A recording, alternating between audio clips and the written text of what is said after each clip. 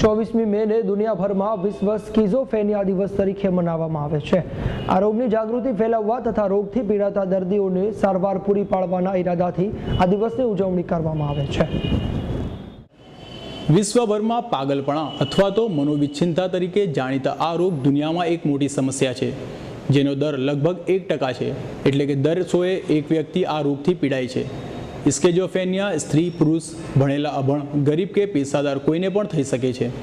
સ્કિઝોફ્રેનિયાથી પીડાતા દર્દીઓ એકાકી થઈ જાય છે, લાંબા ગાળે શૂન્યમનસ્ક અને નિષ્ક્રિય થઈ જાય છે તથા સમાજથી વિમુખા થઈ જાય છે, જેથી સુરત નવી સિવિલ હોસ્પિટલમાં 24મી મે શુક્રવારના રોજ વિશ્વ સ્કિઝોફ્રેનિયા દિવસની ઉજવણી અંતર્ગત એક કાર્યક્રમ યોજાયો હતો, જેમાં માનસિક બીમારી દર્શાવતું એક ચલચિત્ર બતાવવામાં આવ્યું હતું। આજે વર્લ્ડ સ્કિઝોફ્રેનિયા ડે છે ને મનોવિચ્છિન્નતા નામની બીમારી છે।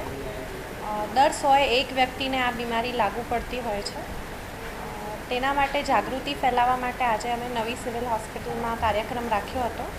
તેમાં દર્દીઓ માટે, તેમના સગાઓ માટે અને જાહેર જનતા માટે એક ચલચિત્ર બતાવ્યું હતું, જેમાં મનોવિચ્છિન્નતા અને તે ઉપરાંત બીજી અનેક માનસિક બીમારીઓ વિશે જાણકારી આપવામાં આવી હતી।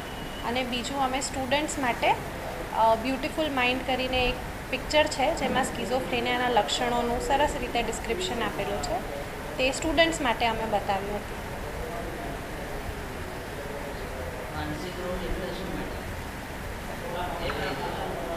શારીરિક રોગો વિશે તો આપણે બધા જાણતા હોઈએ છીએ, ડાયાબિટીસ, હાઇપરટેન્શન, ઇન્ફેક્શન્સ, ટ્યુબરક્યુલોસિસ, પણ તે જ પ્રમાણે મનની પણ અનેક બીમારીઓ હોય છે।